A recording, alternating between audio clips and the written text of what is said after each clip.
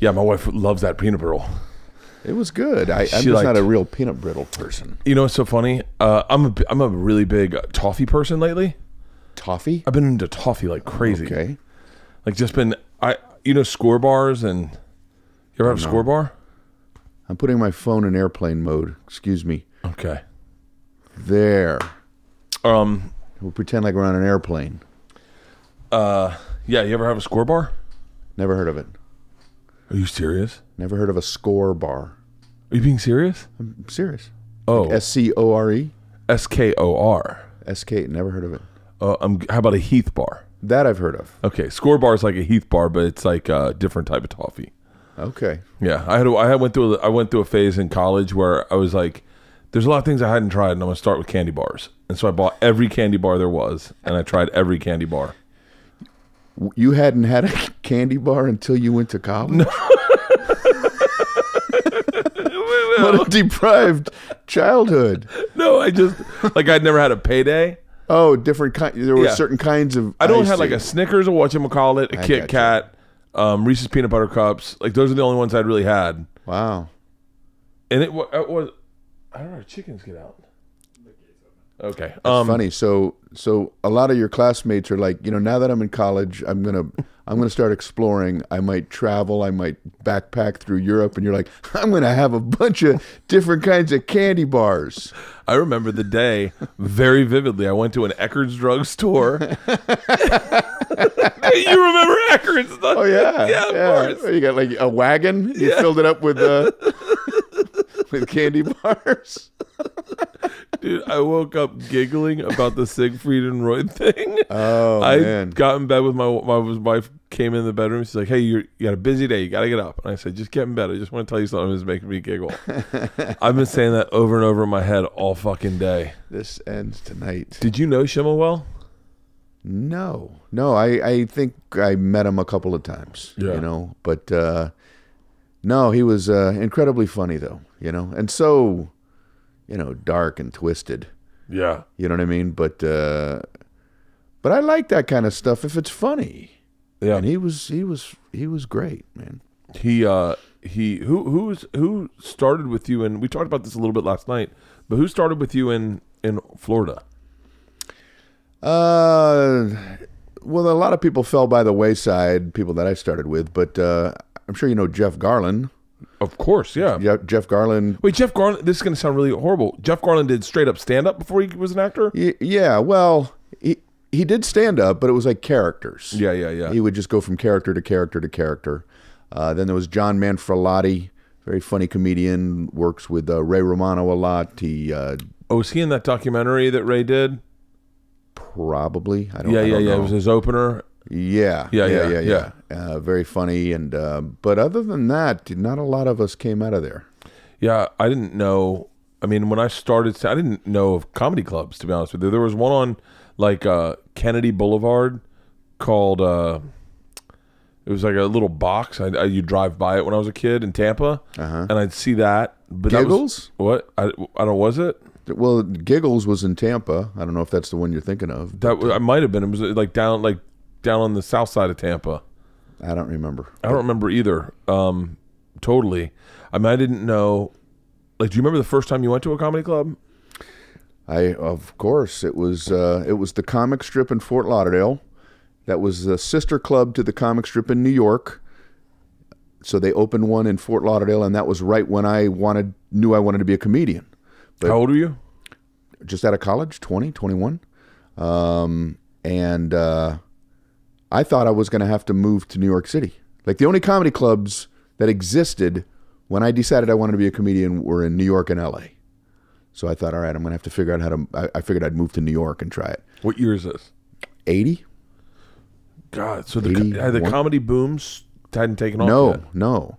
So I look in the Miami Herald and I just see this ad for the Comic Strip Comedy Club in Fort Lauderdale, open mic night, Monday nights. It was the most, of all the ads I've seen in my life, it was the most momentous ad that I ever saw. It leapt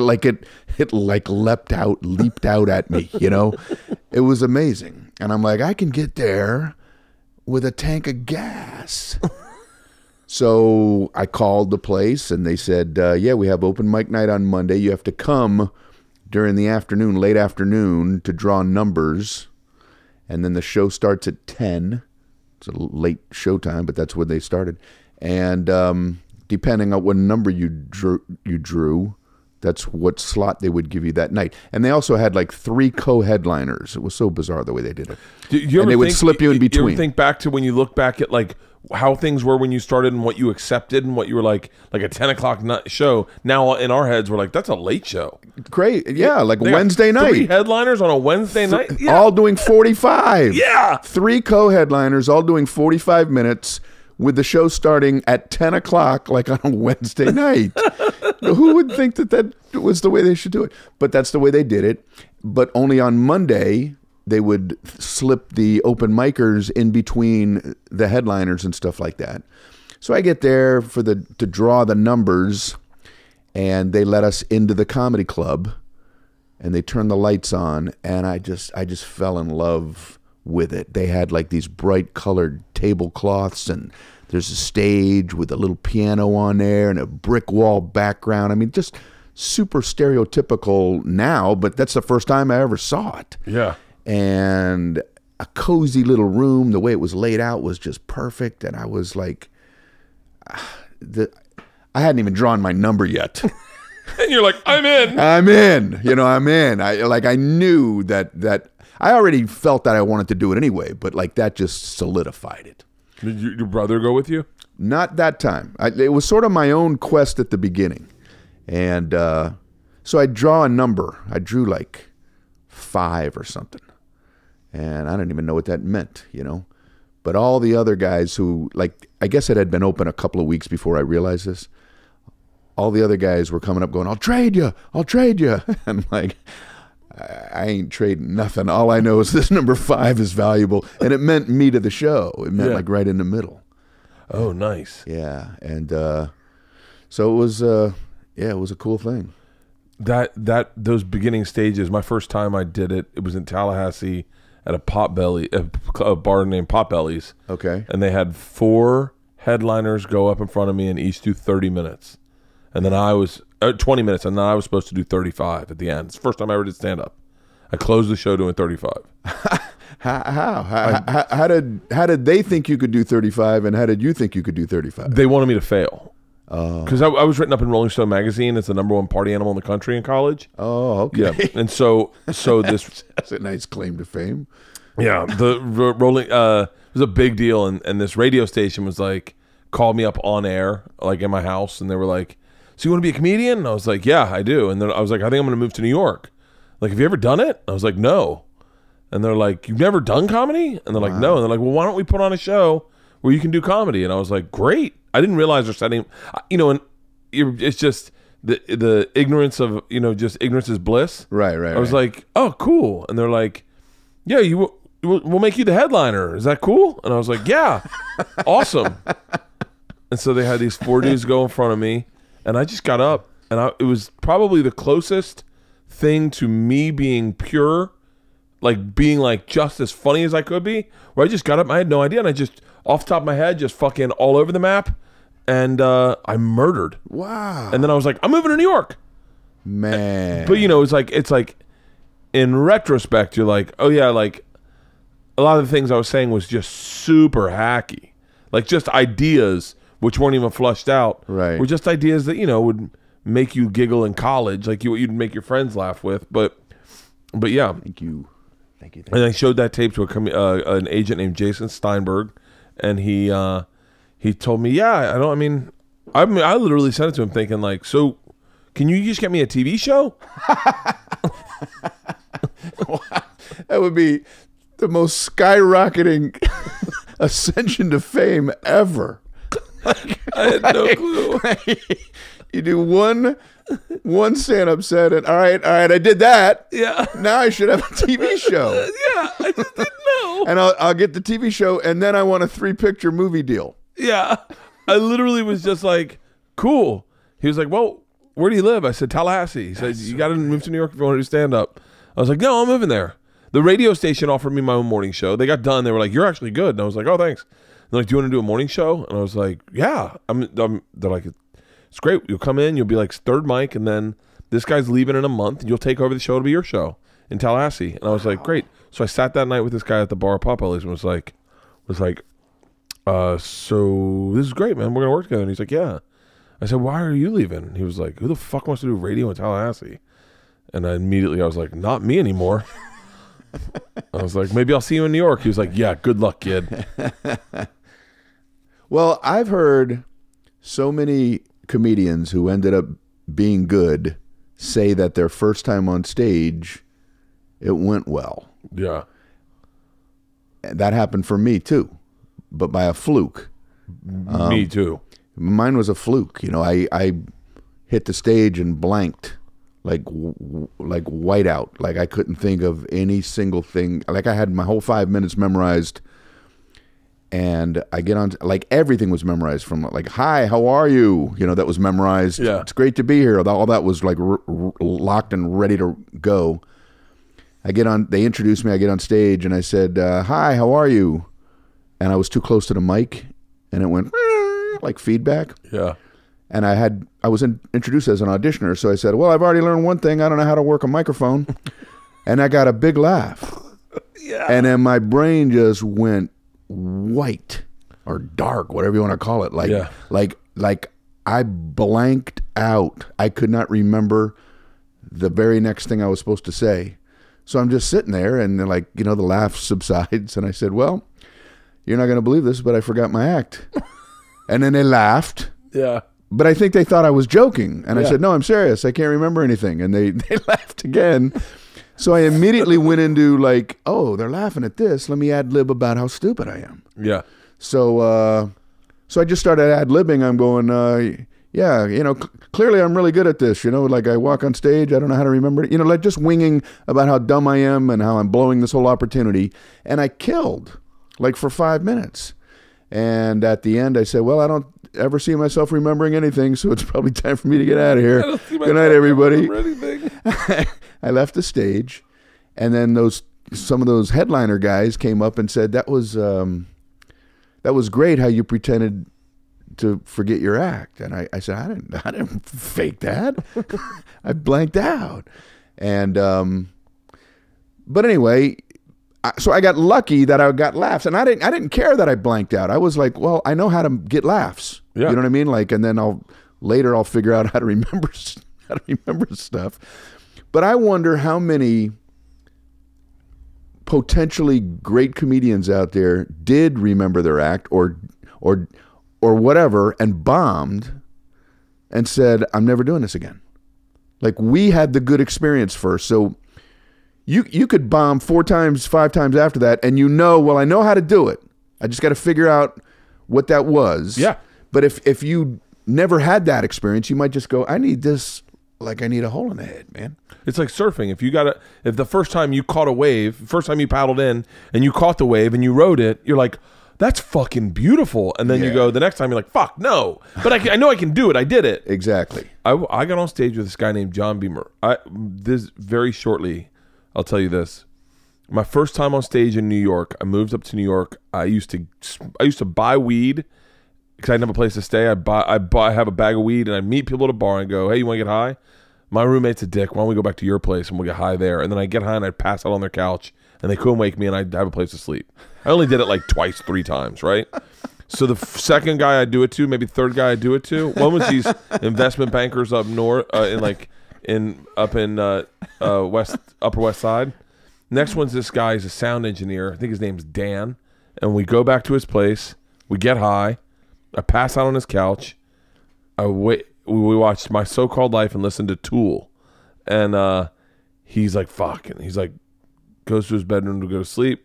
His roommate wakes up the next morning, comes out. Turns out it's a guy I went to high school with, John Beamer, right? Crazy. So I go, "Dude."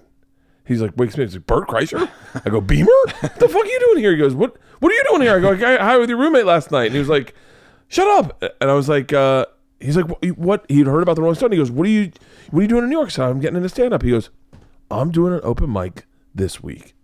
Is this to say Thursday? I'm doing open mic Monday night at the Boston Comedy Club. He said, why don't I see if I can get you in on it and you can do the open mic with me? And I was like, great. I go, I've done it once. I'm really good at it. He's like, awesome. He went to Martha's Vineyard that weekend and wrote his act. It was about, I remember one of his jokes because he ran the act in the living room Monday afternoon to me. Right. He ran the act. And I was like, oh no, I don't think you practice. I think you just get up and speak. And John Beamer ran his act. A lot of it was watching Friends the other day. Like, those are New York apartments. Sure. That's right. How come they can't hear their neighbor's shoe in the dryer or something like that? So that was one of his jokes. Sorry, Beamer, if I'm doing it justice. So we go to the Boston Comedy Club. Dimitri Martin's there. You know Dimitri Martin? Yeah. Dimitri Martin's there. It's his first night. David J. Nash, big showrunner. Myself, John Beamer, and 2 other people. John Beamer jumps up on stage, a big applause, and he hops up and he goes, hey. I forgot everything I was supposed to say. There you go. And it gets a big laugh, right? And he goes, I'm not joking. And then it's another laugh. And then he jumps off stage, and that gets an even bigger laugh. And then he jumps back on stage. He goes, ha ha. Still can't remember it. And he says, you just witnessed the shortest career in show business. Hands up, walks out. Wow. He then says to me that night, I'm leaving New York. I'm going home. If you want, you can rent my apartment. So I rented his apartment. Well, he didn't learn, like, he and I had the same exact experience, but I realized it was a good thing. Yeah. He got laughs. Oh, well. I followed him and I've murdered. I got up and I was like, anyone ever jack off in a cheeseburger? And everyone's like, what the fuck? I was so oblivious. I was so oblivious to that. How soon until you found your voice? I'm still... Oh, shut the fuck up, dude. People quote you. People quote you.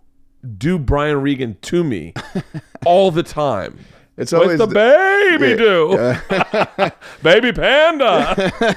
A lot of times when people do me, they do when I do the dumb fantasies, they go, oh man, I'm feeling stupid, feel really stupid. So, look at the sun. Yeah, the sun. Big yellow one. Big yellow one's the sun. And I'm like, I wonder if I could do an impression of people doing an impression of me. Dude, your voice. I'll tell you my perspective of your voice. Your voice is a very innocent, like, I feel like I am your voice. Sometimes when I write, I can hear, I have a part in my machine story. I don't know if you've ever heard my machine story, but there's a part in it when I've told this now for 5 years, 9 years maybe I've told this story.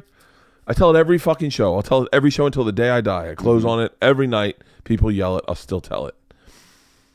There's a part the other night that I was doing, knowing that you were going to be on Something's Burning, know you were going to be on Thing, where as I said it, I said out loud on stage, I'm doing Brian Regan, where he goes, the cops, I robbed a train when I was a kid in Russia with the Russian mafia. And so there's a part with a cop where the conductor comes in, rips, I'll do the bit, this part of the bit for you. That's not the real gangster shit is everyone works on it, comes to pay their respects. The conductor walks in, rips off the stars and stripes to his shirt, places him on my lap and goes, this is a present for the machine. It would be an honor to do a shot of vodka with the machine. I'm 22 years old thinking, oh, these machine stories might have gotten out of control. Dude, I literally, as I did it the other night, I literally went like this. I went, I think I'm doing Brian Regan. And the place went nuts. But like, you're, when you write, you come from such a like honest, like the base of how all of us, no ego, no id, or maybe id, but just the base of all of us. Like, Mom, like it's really innocent and it's pure and it's like, and I go, I wonder how long it took you to find you before you were like what's up with the news today? And then you're like, fuck, that's not working. Yeah. Like, how long did it take you to get to where you started? How about this?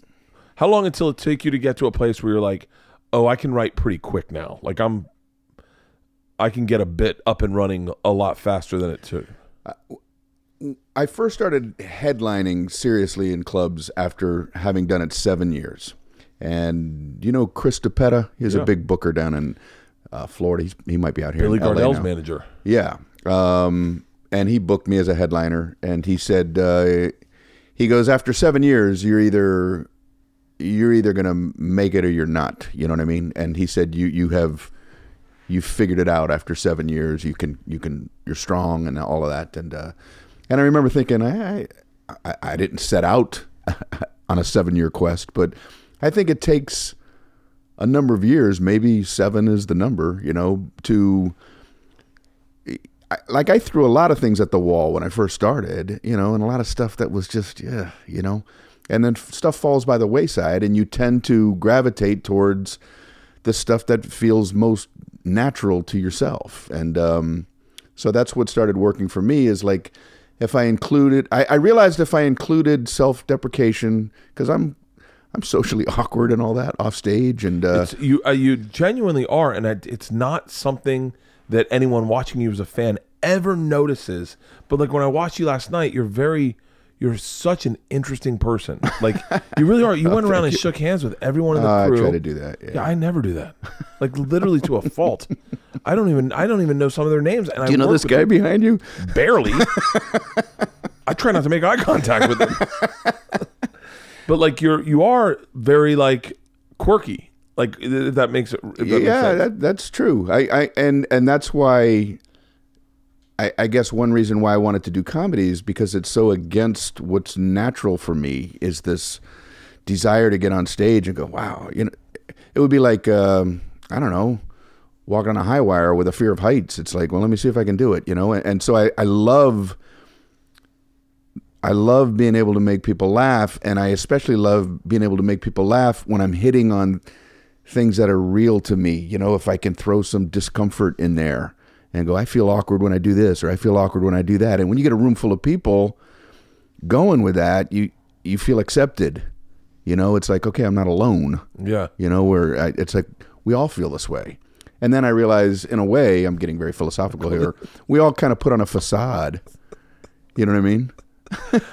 As I'm talking to you, I'm hearing your voice, but I'm hearing your bits in my head that is the character you're talking about. Yeah, you're like, I call this seat, I call this chair, I call this chair, I call this. You want to go halves on a pie? Like just the funniest, it's silly. But it's somewhere we've all been at different points in our lives where you just. I think it's true to every single individual. That's what I'm hoping for. I like those kind of jokes that. Everybody can go, yeah, I felt like that, or I've said that, or I wanted to say that, Yeah. I mean, a lot of comedy out there is divisive, which is fine too. I believe everybody should do whatever they want to be doing. And if somebody wants to bash somebody, go for it, But that's not what I'd like to do. I like to do the kind of stuff where everybody in the room feels like they're into it, I've been saying the word epiphany a lot lately, but I had a little bit of an epiphanous realization at a time in my life when I was trying to be very edgy, like really edgy. And I just thought that's where the business. I was like, no, that's the business. And it was around that time that I got a new truck, and in the truck came with Sirius XM, and you were all over Sirius XM. And I remember being in the car with my dad listening to you. And my dad's howling laughing. I told you the story. I told you the story about my daughters and driving over the hill, and they're listening. We're all three listening to you, and all four listening to you with my wife. And she turns it down. She's like, "That's what Dad does for a living." And they're just like, "Huh? That is it?" And they're like, "Tell us one of your jokes." I was like, "Well, they're a little."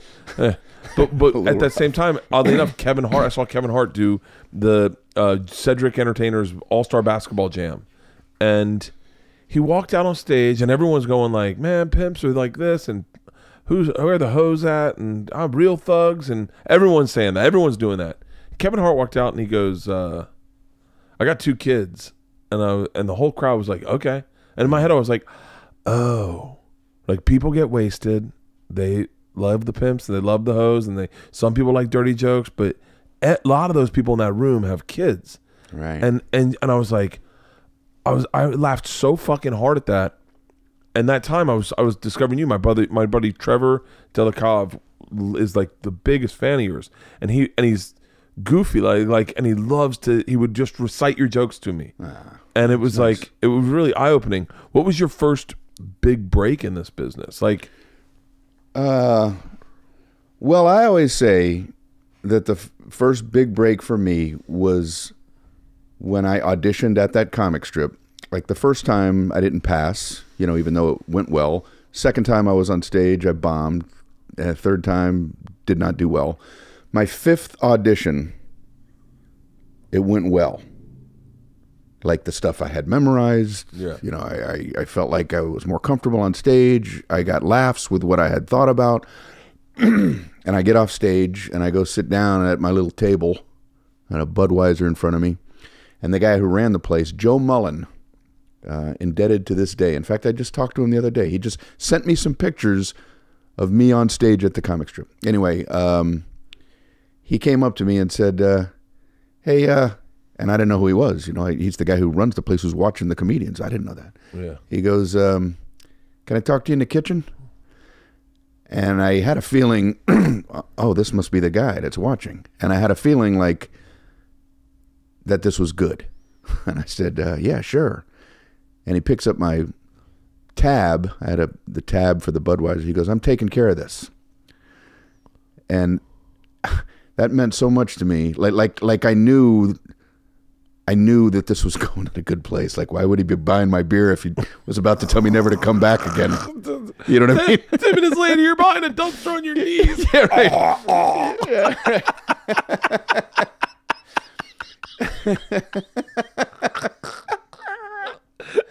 Right. So he took me in the back and said, hey, I've been watching you over the last few weeks. I didn't know anybody was paying that close attention. He goes, you got kind of an interesting thing going. And as far as I'm concerned, you've passed your audition. He's like a feisty Irish guy, you know. And I said, oh, man, thank you. You know, and my brain is racing, my heart is pounding. And I said, I appreciate that. I said, I don't really know what that means. He goes, well, you're a local comedian. He goes, we're open 7 nights a week. Auditioners are only allowed to go on Mondays. But locals, which you are now, can go on every night. And he goes, but the way we do it here is the 3 co-headliners do their thing and we let the locals go on at the end of the show, you know, after they're all done. I said, so I can come on 7 nights a week? And he goes, well, yeah. I mean, I said, I don't want to overstep my bounds, but would I be abusing the privilege if I came every single night? And he said, I've never had anybody ask me that. He goes, you want to come every night? I said, if I'm allowed. He goes, yeah, then come every night. And I went every single night. But anyway, to finish that night, I was driving home, and this is going to sound like the corniest BS thing. As I'm driving home, just like in cloud 9 about this whole thing, like, because this is my dream. Yeah. I want to be a comedian. And I got a comedy club guy telling me I'm a local and I can go on every night, you know? And I swear to God, a shooting star just flew right by me as I was driving. And I'd never seen a shooting star in my life. And I was driving going, this is the most amazing night of my life. And I see a shooting star go, and I was like, God damn! Like, this is unbelievable! I'm in a car by myself, you know, just going berserk, screaming, you know. Oh, it was crazy. It was absolutely crazy. Oh, that's fucking amazing. Yeah, you know, and I'm like, damn. I mean, could life could not have been more beautiful for me than in that instant.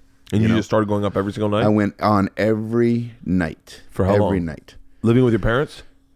I lived with my parents for 1 year. I was down in Miami, and then after a year, I moved up we grew up in Miami, and this club was in Fort Lauderdale. So I ended up moving up to Fort Lauderdale, got a tiny little apartment, and, you know, I went on every single night for 2 years straight. And then after 2 years, I took one night off, you know, and then that felt weird. I'm like, this is too long away from the stage. I'm going to forget how to do it, you know. I remember those days. Not to change the direction of the conversation, but you grew up in Miami in the dangerous time of Miami, huh? Yeah, I mean, that's when all the drug stuff was happening and all the killings, but there was never nothing around where I lived. Where'd you grow up in Miami? You know where Coral Gables? I was going to say Coral Gables. Well, we didn't live there. Oh, okay. We lived outside of Coral Gables. We were Coral Gables adjacent. Coral Gables, where all the rich people lived. Yeah. We were like middle class. My dad worked for Eastern Airlines, and your dad worked for Eastern Airlines. Eastern Airlines. He raised 8 kids. You know, just 8 kids. Yeah. Are you the? And you're the. I'm 4th out of 8. Dennis, who also does comedy, is 3rd out of 8, and 6 boys, 2 girls. So you have younger brothers and sisters, Mm-hmm.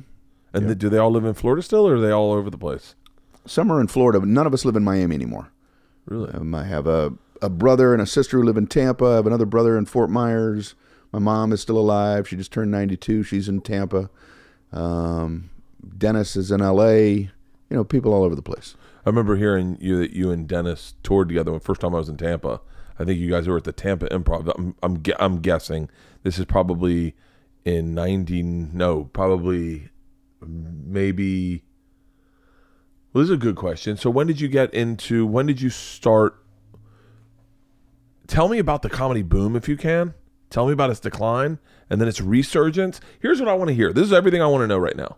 I want to know about the comedy boom, riding that wave. I want the comedy decline and what you did during that decline. And then I want to talk about your leap to theaters, the first leap to theaters, and what that was like. But first off, sorry, it's like I have a million questions for you. 7 questions there. I don't know. I'm the worst fucking interviewer in the world. Especially when I'm really interested in people, I just jump all over the place. I'm looking about the forward drug wars in Miami. And then I want you to talk about World War II. And then I want you to talk about, we're going to talk about archaeology. We're going to talk about astronomy. And then I need you to do 3-year bits and we're good. And I'm going to make peanut brittle. Okay, I'll do my best. Which one first? The comedy boom.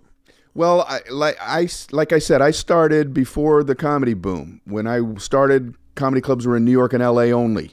And then while I passed and was at the comic strip in Fort Lauderdale, I was there for a few years. That's when comedy started to percolate around the country, and comedy itself became this new thing. Comedy clubs became a thing. So comedy clubs were starting to open in different cities around the country. And this was while I was practicing to be a comedian. So I got very fortunate. You talk about the wave thing before.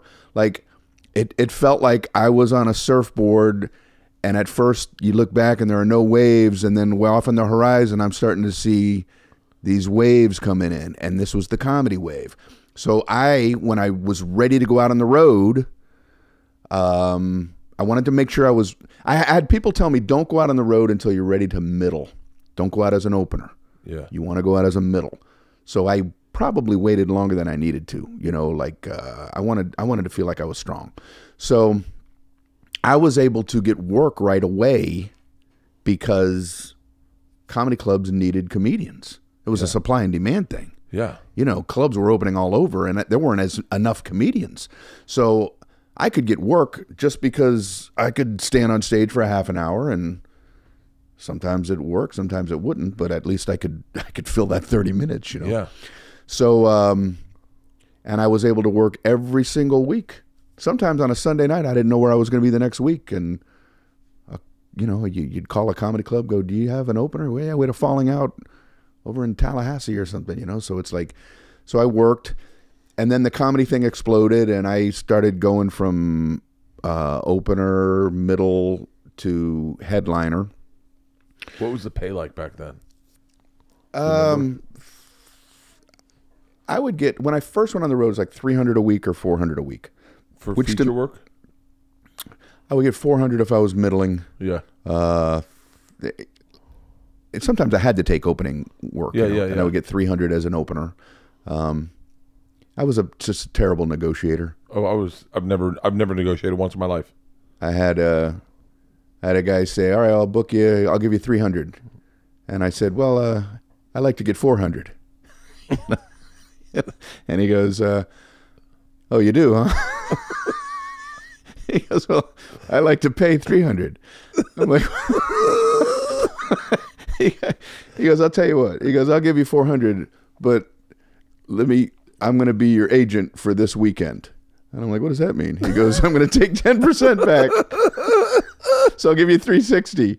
It was so ridiculous. I'm like, okay, so you're my agent in this instant? Yeah. All right, okay, I'll take $360. So I had an agent for 1 minute who made $40 off me. Sunday night, Brian, I gotta let you go. Yeah, I gotta let you go. It's not working out. I remember doing a Tom Sobel caravan, and I had done it once. If you don't know, if nobody doesn't know, Tom Sobel is a big Midwestern booker, and he used to book a bunch of one-nighters throughout the Midwest. And I had done them one time, and he paid me $400, something like that, which is fine. I would $400 for a single guy out on the road. That's beer money. Like I didn't need any more money. And I was going to go do his tour again, and I'm on the phone, and I'm like, I gotta ask for more money. So I wanted to ask for like $500, and he goes, all right, let's talk money. I said, all right, cool. And he goes, that weekend, and I'm like, shit, this is not, I want more. He goes, for that weekend, I'll give you 900.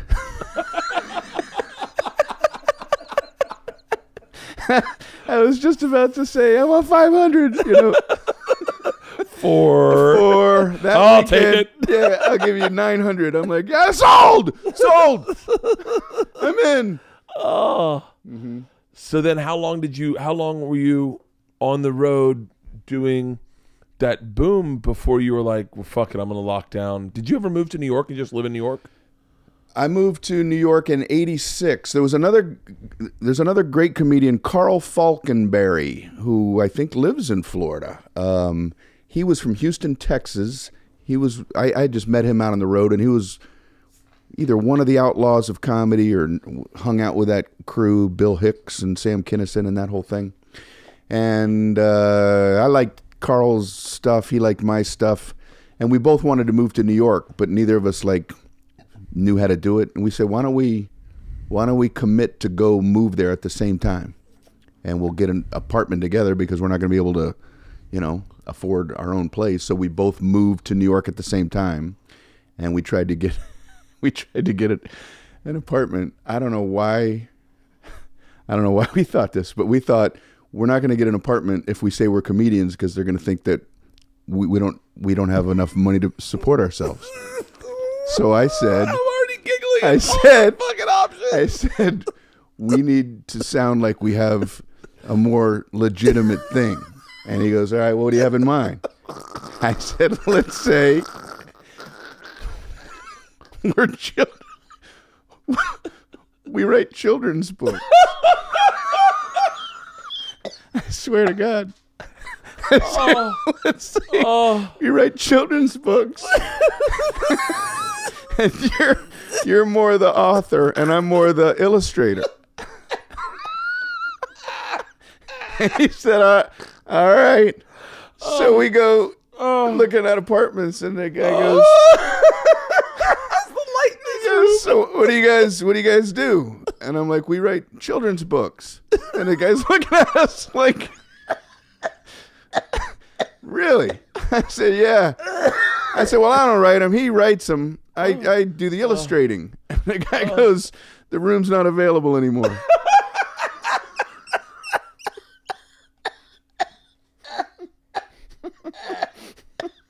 Oh my God. It's twice in 2 days, and I've had that laugh in the middle of my stomach where you feel like you're going to pass out. Yeah. Oh, we write children's books. I don't know why I thought that would be better than saying we're comedians. I don't know, but oh my God. Talk about creepy. Two guys want to live together and write children's books.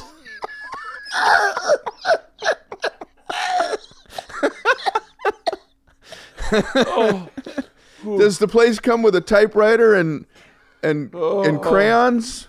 Oh my God. Oh, fuck. Oh, my God. Whew. So we ended up realizing we couldn't get a place together. We ended up getting our own thing. Like he found a place and I found a place. Oh, nice. And we've yet to create a children's book. Oh, have you ever talked about that on stage? Mm-mm. Oh my God. I think that's the first so time I've told the story. That is so fucking funny. I'm sweating and crying. We were children's books. He does the writing. I just do the illustration. Oh. Who was in New York at the time? Like, what was the scene like? Well, Catch a Rising Star was the club. When I first moved to New York was the day it closed. No way. Yeah, not the day, but that like within that month, I went to the closing party. I met Kevin Brennan. My family's from Philly. They knew Kevin Brennan, and so my uncles went to high school with Kevin. They said, reach out to Kevin Brennan, tell him you know the Hobsons, and he should look after you. And no one had talked to Kevin Brennan, and so I go up to him at Catch a Rising Star. So my name is Bert Kreischer. My uncle's Dave Hobson, Johnny Hobson, and his parents lived next door to my uncle at the time. Okay. And he goes, oh, okay. I said, I'm starting comedy. I need some advice. And he goes, well, let me introduce you to the guy that gives all the advice around here. And he goes, sit with this guy, and he'll take care of you. And I sat down next to David Tell, and I said, so Kevin said, you can give me some advice in comedy? And David Tell goes, quit now. I said, really? He goes, it just gets worse. He's great. Yeah. I just saw him last night. All right, so I think I saw the picture. Yeah, man. Yeah, I was on Rogan. Did you see Rogan too? Yeah. It was. Yeah. I hadn't hung out in the Comedy Store in forever, and it was just fun to go there and have a couple beers and chat with people. It's so hot right now there. Yeah. I just talked to Attell on the phone for 45 minutes the other day, and I laughed. He's so funny. Even when he's not trying to be funny, he's so fucking funny. There's the craft word part of jokes, and then there's the attitude part of jokes. He has both, but the attitude part is so silly and infectious. Oh. Like I watched him perform last night, and I'm in the back. I just laugh every moment. I laugh every moment because you're guessing what's going on in his head, and it beat to beat. You just go, this guy's one of the funniest guys ever. Halston, drop the audio in this so we don't tell it. David Tell's a new joke. So just drop the audio right now. As soon as the joke starts, David Tell said the funniest fucking joke in Vegas. He goes, is it just me or does an... Is that not the best joke? I was fucking dying. I think of that every fucking day. Oh my god. Okay, crank the audio back up when you hear Brian laughing. That's great. Attell's the best. He's the best. And that's like an unstealable joke. Yeah. You know what I mean? Like, not that anybody should steal jokes, but like if anybody else did that joke, you can't go, well, I thought of the same thing. Yeah. No, you didn't. No, one brain thinks of that. There's only one brain that comes up with that kind of joke. Oh, so Catch was the big club. Catch was the big club. I didn't go there first. Yeah. I went to the comic strip first because I felt an allegiance because I had started at the comic strip in Fort Lauderdale. Yeah. So I thought they would know a little bit about me, having worked at the one in Fort Lauderdale for a few years. And in my mind, I guess I was kind of naive. I thought it was a formality that I would go up and I would be welcomed.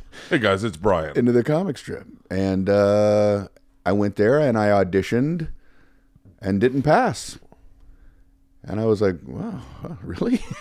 It was confusing to me. I'm like, yeah, they're like, we don't quite see it quite yet, Was that Lucian? Was he running it then? It was Lucian. And he told me I should quit comedy. But Lucian, he passed a lot of great people as well, and it's a hard thing. That job is a hard thing because who knows, you're going to make mistakes along the way. But I felt he made a mistake with me. Yeah. I don't have enough of an ego where I thought he was making a mistake. Well, part of this business is letting people with good opinions sometimes tell you you're not worth it, and then persevering through that, not to show them, but to be like, yeah, you can't take advice from anybody. Correct. You can't. You can't just listen to that and go, well, I guess he's right, and I'm going to go work in a warehouse. Yeah. You have to go.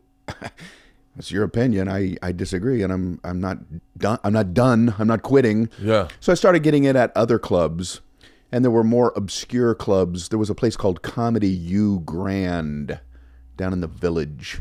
Yeah. And that was the first time I met Ray Romano, because he wasn't in at the other clubs yet either, you know. Yeah. And he was on stage doing his.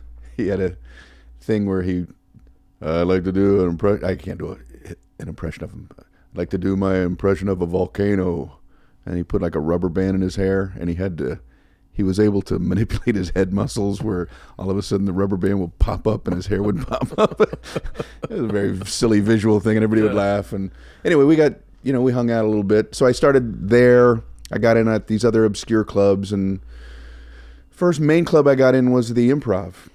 Yeah. And it was Silver Friedman, Bud Friedman's wife, ran the one in New York. So, and my first time on stage there, I got off stage and she said, she goes, I want to pass you, but I want to see you one more time. I want you to begin with an autobiographical joke, and I want you to do less mugging with your face. So I said, all right. So I came back a month later and, hey, I'd like to tell you something about me. But you're not going to see it in my face, I'll tell you. So she passed me. Oh. Yeah. So I did that, and then I got in at the other clubs. But I waited on Catch, because Catch was the most important room. So I wanted to get in at all the other clubs first. I wanted Louis, who ran that place, Louis Ferranda. I just met Louis Ferranda this past week in New York. Oh, he's great. When I did the New York Comedy Fest, I was like, I'm sorry I do this with the interviews, but right. I did Town Hall, and I'm downstairs. First time ever doing a theater in New York. I'm downstairs. My shirt's off because I sweat walking there. So I'm trying to dry my shirt because I go on stage in a shirt and take it off. So I'm drying my shirt, and I'm talking to this lady, and she's like, thank you so much for doing this. And I'm like, oh, thanks. Thank you for having me. And I was like, I'm Bert. She goes, I'm Caroline. And I went, cool. And then she goes, I've heard so much about you. And I said, oh, nice. Do you work for the festival? And she's like, I run the festival. And I was like, oh, cool. She goes, I own Caroline's. I go, hold on. That's a person? Yes. I go, you're Caroline? Like, I was like, shut up. I lost it. And then I get off stage, and this guy goes, hey, great job. I was like, oh, thanks. Like a smaller guy with like a hoodie on and a jacket, like just kind of a tough looking guy. And he goes, I said, nice to meet you. I'm Bert. And he goes, I'm Louis. And I went, you're Louis? I know you. And he's like, oh, yeah. I've heard of those guys. I didn't even know they were real people. That's funny. I felt the same way about the Caroline's thing. I just thought it was a name. And then to go, that's her. Yeah. Yeah. But, so I wanted Catch to be the last one. And then when I got in at all the other clubs, I wanted to, hopefully he would have heard, like you hear about who's doing spots here and there. Yeah. So when I finally felt ready, I went over and did a spot, and Louis was like, yeah, I heard about you. I was like, yeah, that part worked. He threw me on stage in the meat of the show, and I just happened to have a great set, and like I was, boom, like he just gave me prime spots anytime I wanted. That's great. From Jump Street. And how long were you in New York before you were like, I'm out? Well, I moved there in '86, and then Jesus, I did the first TV thing I was ever on was the MTV Half Hour Comedy Hour. MTV Half Hour Comedy Hour. I think I remember those. Yeah, there would be like 5 comics on it. You know? And so that was the first TV thing I was ever on. And when it was going to air, I didn't have a TV. So I'm like, well, I want to watch myself on TV for the first time. So I called a friend of mine. I said, doesn't your brother live here in New York? And he goes, yeah. He goes, call him up and you can go over to his place and watch the MTV Half Hour Comedy Hour. I said, great. So I called Tom Pagley. I said, hey, man, can I come over to your place and watch my first time I'm ever going to be on TV? He said, sure, but I'm not going to be there. My, I'm traveling or something, but my roommate will be there. So I said, oh, okay. So I went and knocked on some apartment door. Some strange dude. He said, yeah, can I help you? I said, hey, Tom said I could come in here and watch myself on TV. He goes, okay. So I go and I sit down on a couch like that, you know, with the TV over here, and this guy sits on a chair behind me, just watching.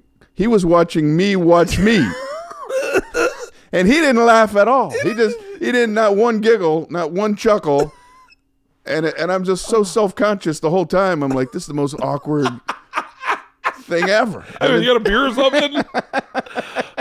Should make me a sandwich while I watch myself on TV. And then it was over, I don't know, 10-minute spot. And I said, all right, man, thanks. He didn't say, hey, good job, nothing. He goes, yeah, you're welcome. You know, and then I walk out the door and I hear all the click, the clock, click, click, click, and he's locking the doors behind me, you know. Very strange. So when did you start doing the road the way you're doing it? Like because when I moved to New York in '97, I saw you do your half hour in '99. Is that correct? It's for Comedy Central. Comedy Central Presents. It could be. I don't remember the. What was I'm trying to figure out a timeline of your life, like going like, because when in New York in the '80s, I know you guys got to get out of here. I know you have a. No, I'm good. Okay. When did you go back? I didn't even know the road existed when I first got to New York. I didn't know that you could do the road. What was it like when the comedy boom started disappearing? I was lucky again in that when comedy, remember how I was saying earlier that comedy itself was this new thing, and people in towns were like, hey, there's a comedy club. Let's go check out the comedy club. They didn't know what comedians were going to be in there. They didn't care. It was this new thing. But then that novelty wore off, and so comedy started drying up. But I had just at that time gotten enough of a following where I was a draw.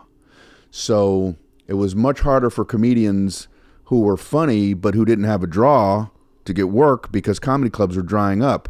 And the clubs that were left only wanted to book comedians who had a draw. Yeah. And so I got lucky with that wave as well. It's like, okay, I had no issues with comedy drying out. I remember a lot of friends of mine going, man, this is tough. And I felt bad for them, but I was fortunate that it didn't affect me. I worked every week.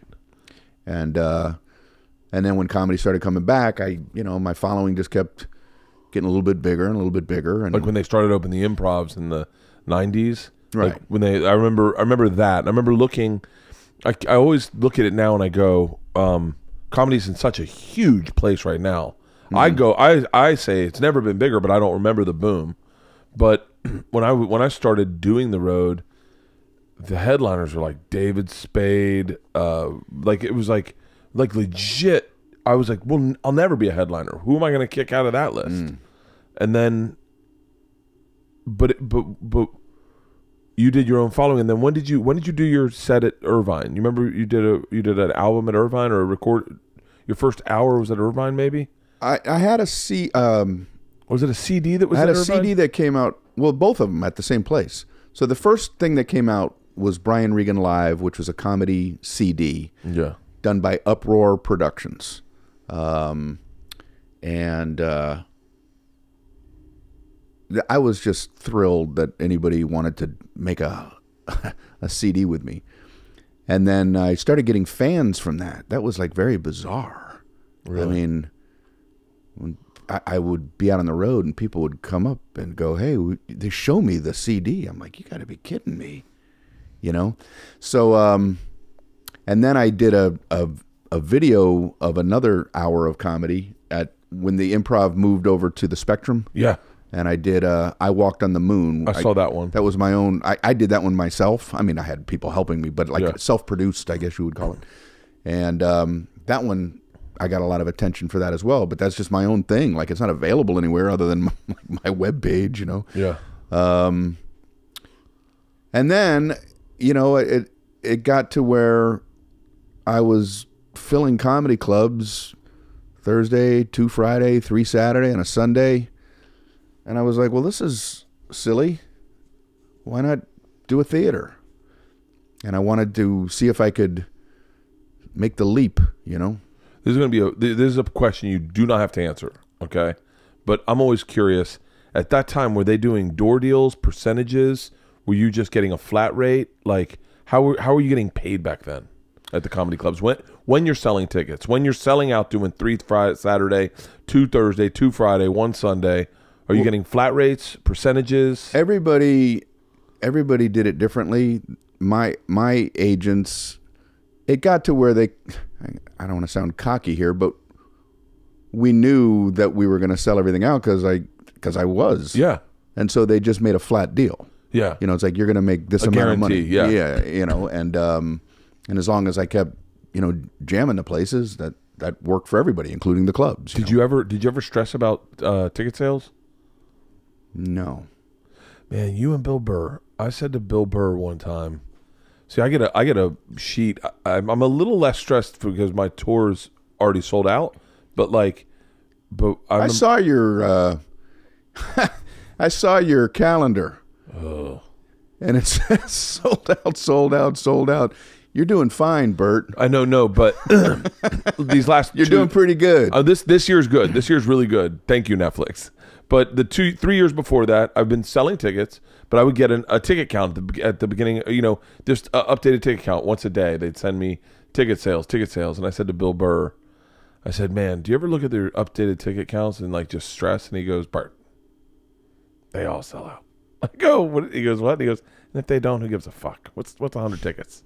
Let it go. Because I was getting obsessive compulsive about it. And then when these tickets went on sale for this tour and all the first shows sold out, I went, oh, I think I know what he's saying. Like, it's like, I was like, okay. And then like, you want to add second shows? And I had no attachment to the second shows. I was like, yes, I do want to add. I definitely will do second shows. But, and then they're like, you know, we need to help move some tickets in Tampa on the Thursday show. And I'm like, okay. But the stress wasn't there. So when did you make the leap to theaters? Do you remember the year? And were you married and were you having kids yet? Yeah, I was married at the time. Living in Vegas yet? No. I do it was around that time because I've been doing theaters. I've been in Vegas 15 years.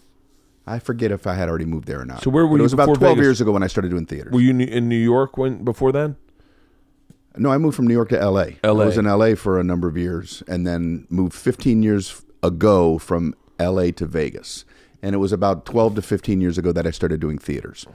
And what we wanted to do is pick a city that I knew I did really well in the comedy club and where I also had a lot of media connections, you know, like a lot of radio that I had done in the past for the comedy club. So we picked St. Louis.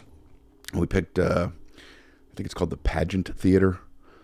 12, is it Pageant? Like 1,200 seater. I'm doing the Pageant. And so that was going to be my first theater. So I went there and I did like every radio show, you know, promoing the heck out of it. And I did stress about the numbers then because like, is this going to work or not? Yeah. And I would check the numbers every day and it got close and then it's like it never quite sold out. Like it was like, we were like at 85%, 87%, 88%. And then I realized a couple years later, a tour manager said 85% is sold out because you have individual seats that people don't want to buy. He goes, once you hit 85%, consider that sold out. And so I'm like, I wish somebody had told me that for my first theater ever. So I could have felt like, I sold this out, you know. But anyway, I remember pulling up that night and seeing people walking up and in line for this show. And my name is on the marquee. And it was crazy, you know. And I'm like, in a comedy club, you can always go, well, maybe they just want to go see a comedy show. Yeah. They might know me. They might not know me. But I'm like, nobody is coming to this theater unless they're there to see me. And then I did the show, and it went really well. And it was just, and I just realized I have to do this from now on. Theaters. Yeah. You're out of the clubs. This is where I excel. Mm-hmm. That's really interesting. My epiphany when you're talking about the 85%. I did a gig for Live Nation, and it was like last year. We were talking about doing theaters, and they were like, "Hey, why don't you come do we have a Christmas party or something, or an awards banquet?" And I hit it off with everyone really well, and I was like, in my head, this sounds really crazy, but in my head, I was like trying to sell myself to them, you know, like a little bit, like I wanted them to want to work with me. And then and then obviously you do a tour, you split some days, some goes to some goes to some. And so then I did the Cobb's the weekend, and I'd already done my tour. My tour already went on sale, and some Live Nation gigs were on there, and I'd sold them out. And then I hung, and a bunch of Live Nation people showed up to party with me at Cobb's, and I was like, cool. And they were like, yeah, man, how great is that? And then in my head, I realized it doesn't matter if I sold myself to them or didn't sell myself to them. If I couldn't sell tickets, and then I was like, I sold tickets. I don't think they really give a fuck if I can do stand up at all. Like if I'm swallowing swords, they're like, hey, as long as you're moving tickets. And I was like, and it was like a weird thing of like all these times in this business have I fought to sell myself to people when it's what you do on stage that sells. That there's it's like that the conversation's over. Yeah. Now, the thing I can't get over, once again, anything you don't want to talk about, and if we talk about it and you don't want it in, just let me know. We'll talk it. But all good. I can't imagine anyone that would ever want to divorce Brian Regan.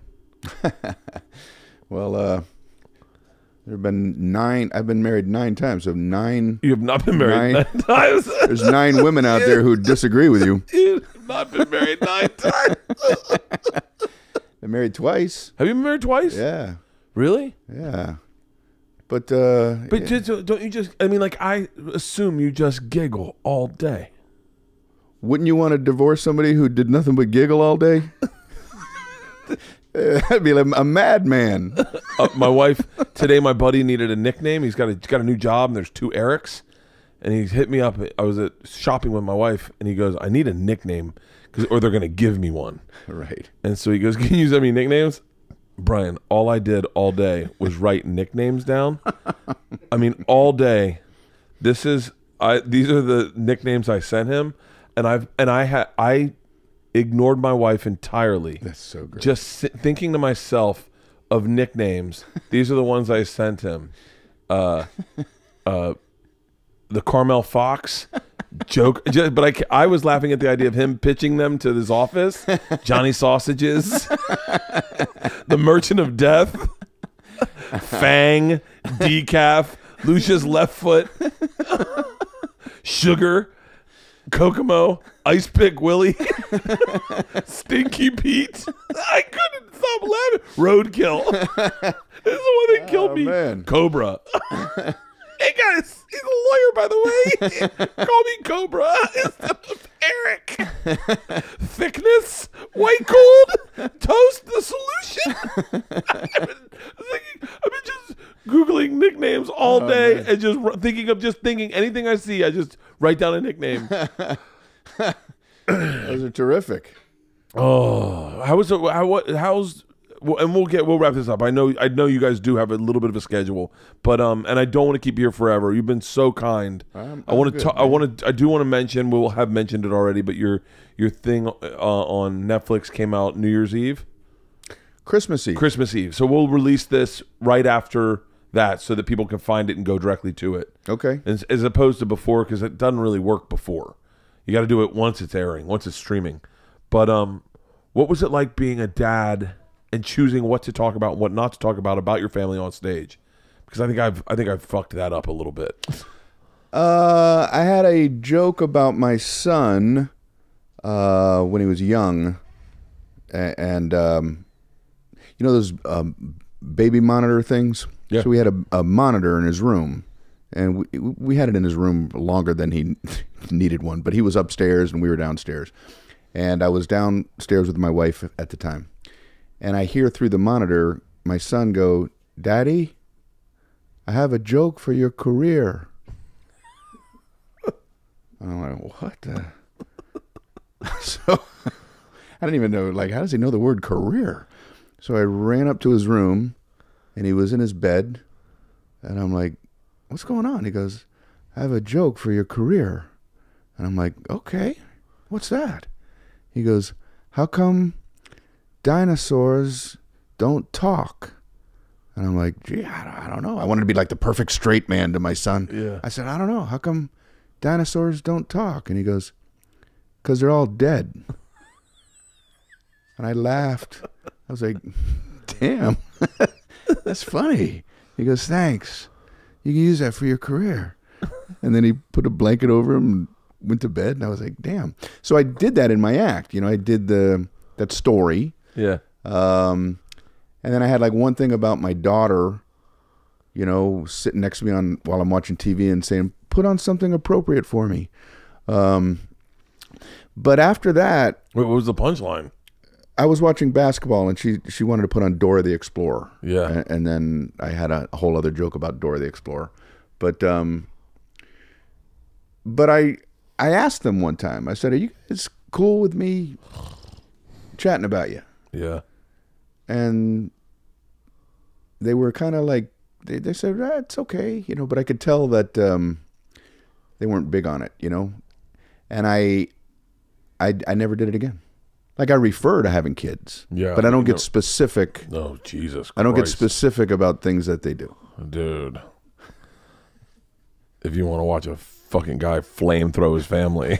Well, Seinfeld was talking about Secret Time. saying that, you know, a family, like everybody should realize you're all part of the act. You know, this is a family business. That was his attitude.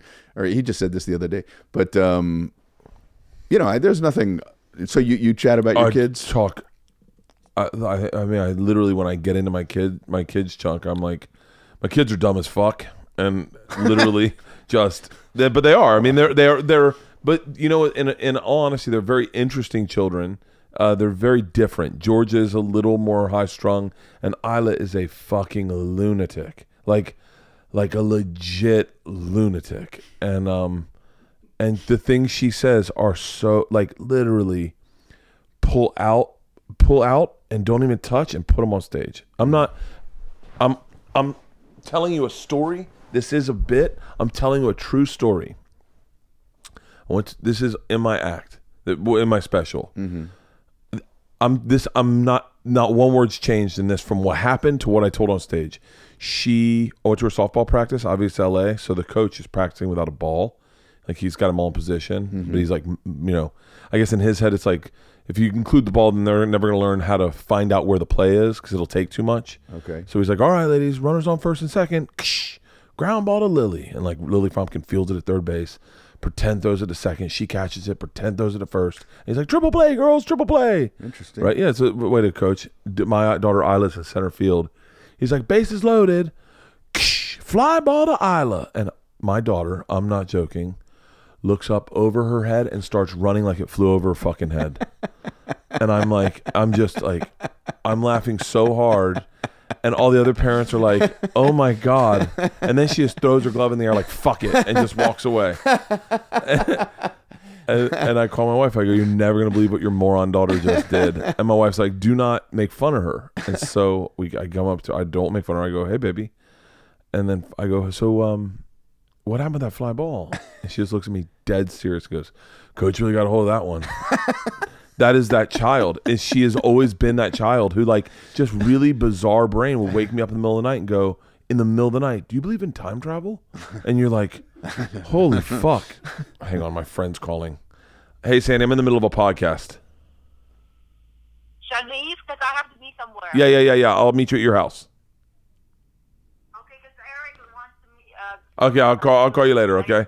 Yeah, sorry. I'll call you later. I'm in the middle of a podcast. So can I? Oh, go ahead. Yeah, go ahead. What are I was gonna say, it reminds me. You know Don Ho, the Hawaiian singer. Yeah, he would do shows in Hawaii, and I was there with my wife at the time, and we went to go see Don Ho. He had a telephone on his piano, and I'm like, why would you have a telephone on a piano? It's just when you just took the call. Yeah, and I'm like, it's got to be like a part of the act. There's got to be some sketch or something he's gonna do with a telephone, and he was in the middle of a song. And it was like an instrumental part where he's just playing the piano, and he picks up the phone and off mic just chats with some people in the middle of a concert, and then just hung up and then went back to playing the song. I'm like, that wasn't even a gag. He's just taking phone calls. He's taking phone calls during his musical concert. Have you seen a lot of shows in Vegas, living in Vegas? A little bit here and there. Do you go out and watch comedy or watch anything? Norm Macdonald came through recently. I'm a huge fan of his, and went and watched him perform and just sat in the back and was like, man, this guy's brilliant. I've watched Ray Romano perform. Terry Fader, you know, He and I have developed a friendship. I've seen his show a couple of times. When Ray was performing, he was working with John Manfrotati, who I mentioned earlier. And after the show, they do a Q&A. And I had said hello to them before the show, so I'm in the audience. They turn all the house lights on. And during the Q&A, I see them look over at me and whisper to each other, should we? Should we? And then they both nodded yes. And so Ray goes, ladies and gentlemen, I have a friend in the audience.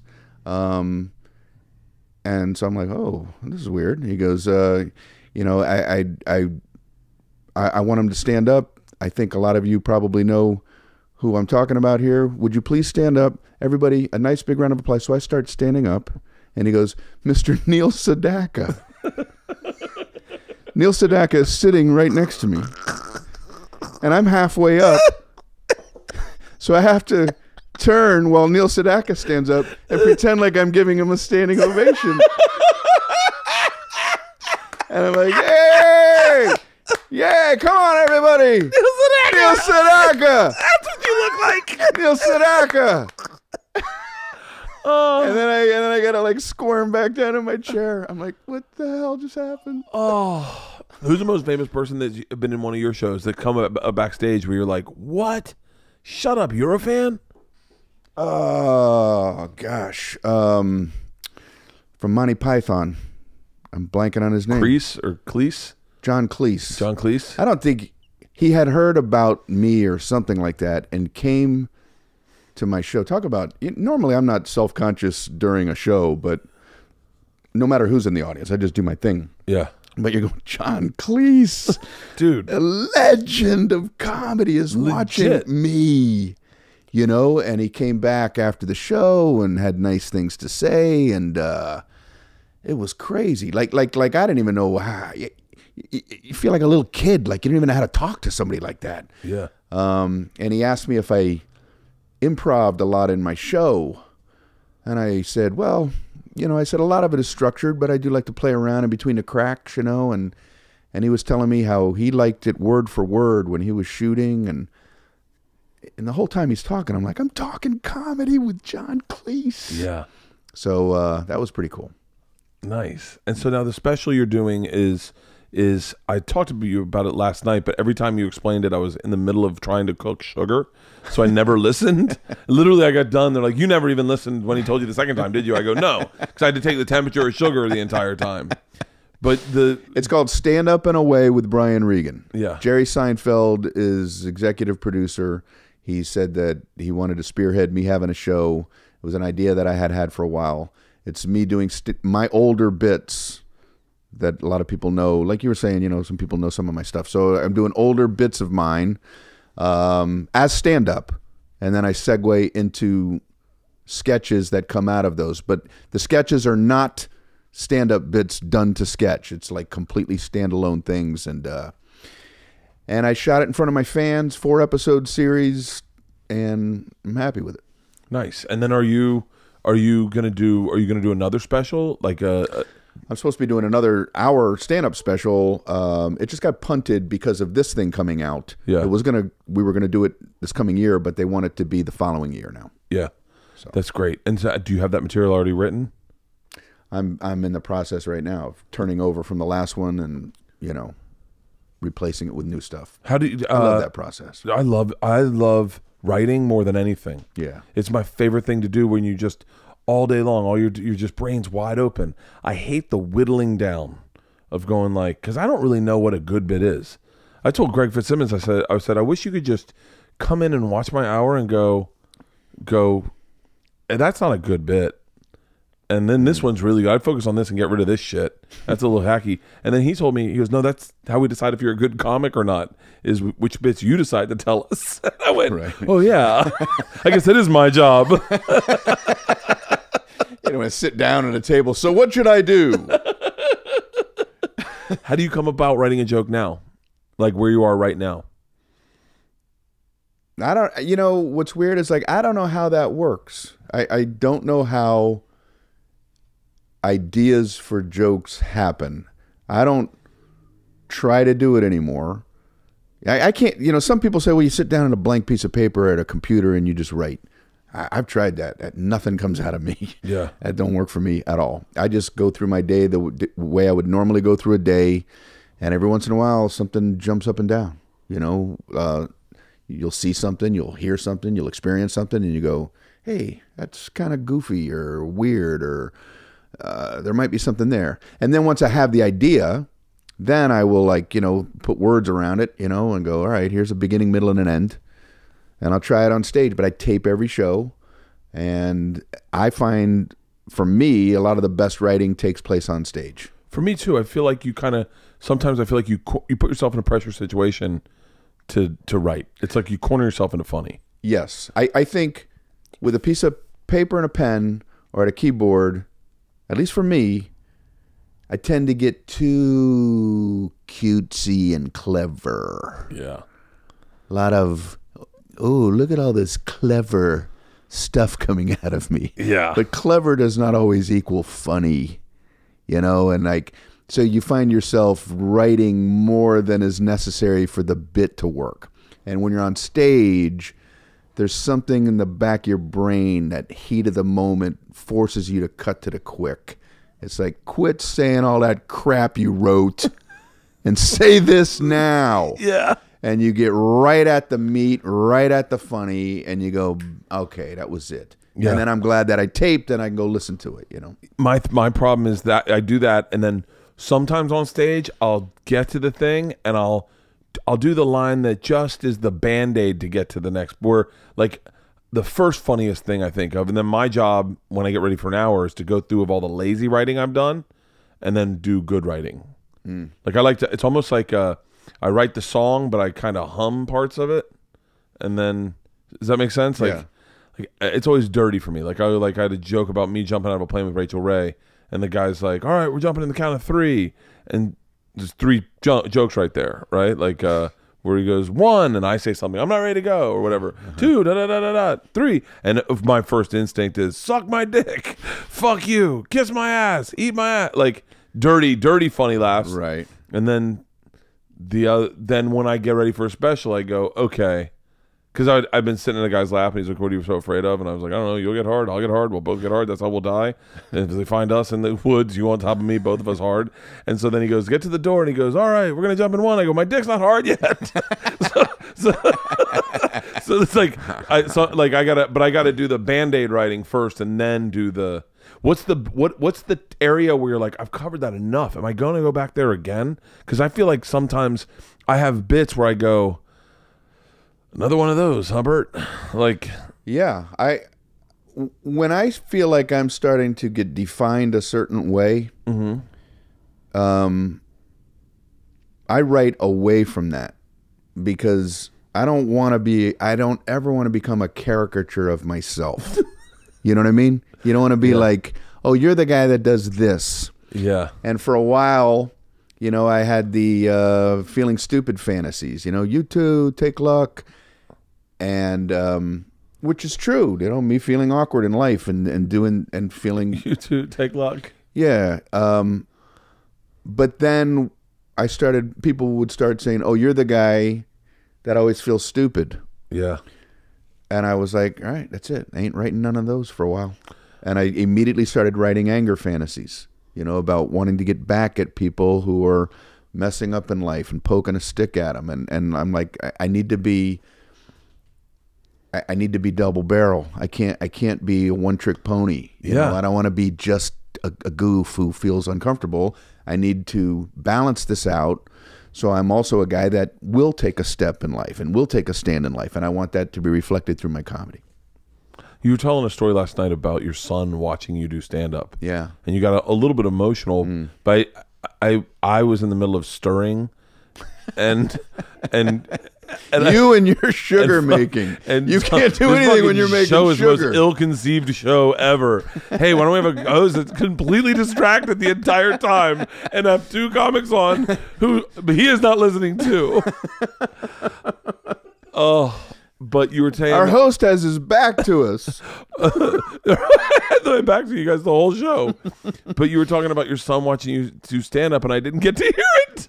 So what was that? You said you were at an amphitheater? It was an outdoor venue and kind of thing where my son was able to get near a thing in the back where I could see him. He didn't go there so I would see him. So I'm on stage doing my thing, and I just happened to turn around to, bottle of water on the stool, and I saw my son laughing at my stuff, like laughing harder than I'd seen him laugh, and it just brought such joy to my heart. I'm like, I have a whole amphitheater filled with people, and like the thing I care about is that 9-year-old boy. I'm like, damn, he's proud of his daddy. So it felt pretty good. Are your kids funny?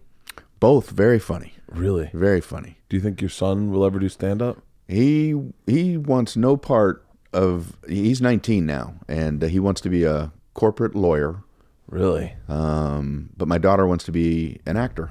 Really? Yeah, she likes the stage. They're both funny. Yeah. But that's what's interesting about people, kids. They're all different. They're all wired different. Come from the same thing, but completely different people. Would you ever have another kid? No. Yeah. Well, I'm an elderly man now. I have an AARP card. Shut up. Oh, of course I do. My fantasy is my second family. I can't wait. You should get it like a house down the road and get him a second family down there. I've got a lot of fucking plans, Brian. You have no idea.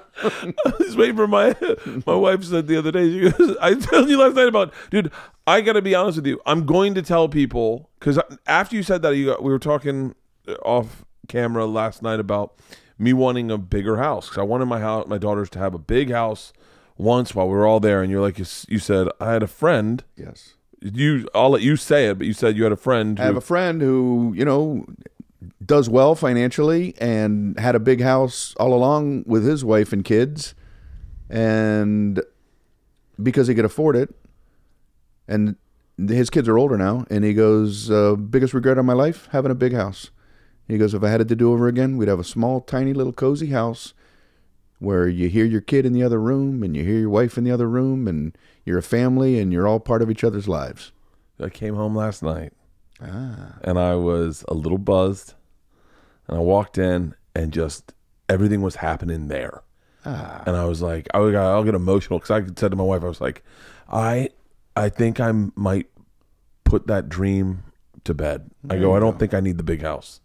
And everyone was fucking around and we're all breaking balls. And George is doing homework at the kitchen table, and Leanne's in the kitchen making hot chocolate mix, and Isla's running around, and I just was like, oh, this is what it's supposed to be like. That's everyone sweet. on top, and it's like sometimes you need to hear the thing before you can see it, And I was like, this morning I woke up and I heard everyone getting ready for school, and I was like, wow, this is the greatest, man. That's cool. I'm genuinely grateful that I got to meet you and hang out with you these last couple days. Thank I remember you. Likewise. It's been, you are truly, and I think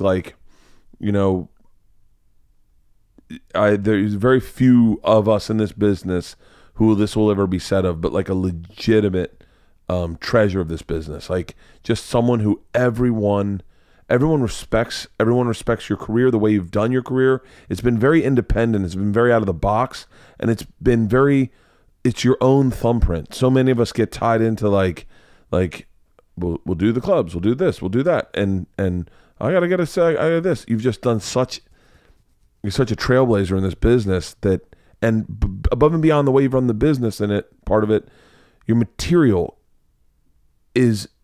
No one writes better than you. No one performs better than you. And you have no idea how this has just made my day these last 2 days to hang out with you. Wow. I'm flabbergasted. That's very, very, very kind words. It means the world to me that people like you who do what I do for a living, tip your hat that way. It means the world to me. So thank you. Dude, the 2 hardest times I've laughed is by the way, I got to tell you, I went and I watched the Schimmel clip, and then you do it better than he did. I I tried to listen to it. I was like, it's not as good as the way Brian did it because it's your voice doing it. It's your voice doing it. Wait, just hang on. Do you know what we're talking about? Will you just tell Halston so I can just laugh one more time? Well, Tom had one, and mine was the bear. You know. Wait, just do both of them, would you? Well, the other one, Tom Papa knows that one better than me. it? But mine was, he said he took his daughter to the circus. Not my joke. This is Robert Schimmel's joke. Yeah, this is Robert Schimmel's joke. This is me telling Robert Schimmel's joke. So I took my daughter to the circus. As we're walking out, she says, "Hey, Dad, how did they get the bear to ride the bicycle?" And he goes, "How do you think they did it? They nailed his feet to the pedals and they beat the shit out of him."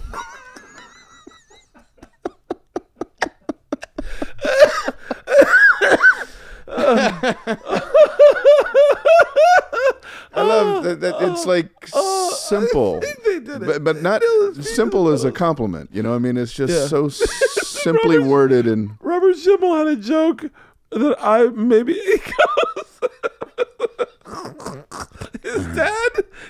him and his dad were looking at plots of cemetery plots. And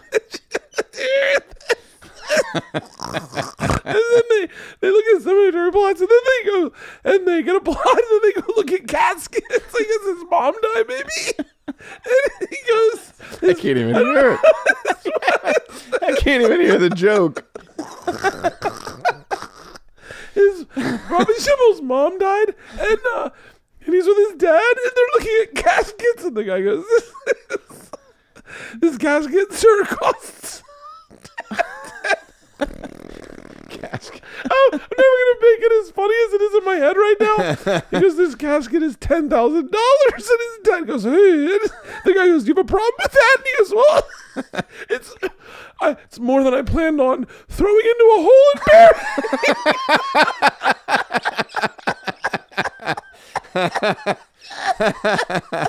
That's great. That's so funny. Oh, Robert Schimmel was so fucking funny. Oh, and I gotta be honest with you, if you That's don't, a great joke. as the funniest premise, just you know a joke's good when the premise gets you, and you saying, me and him thought, well, we can't tell him we're comics. It was oh, that is the funniest. You guys get an apartment. We write children's books. Write children's Dude, books. I was dying laughing because I'm thinking of all the occupations. I'm thinking of 9 different occupations. We're doctors. What kind of medicine do you practice? We're doctors.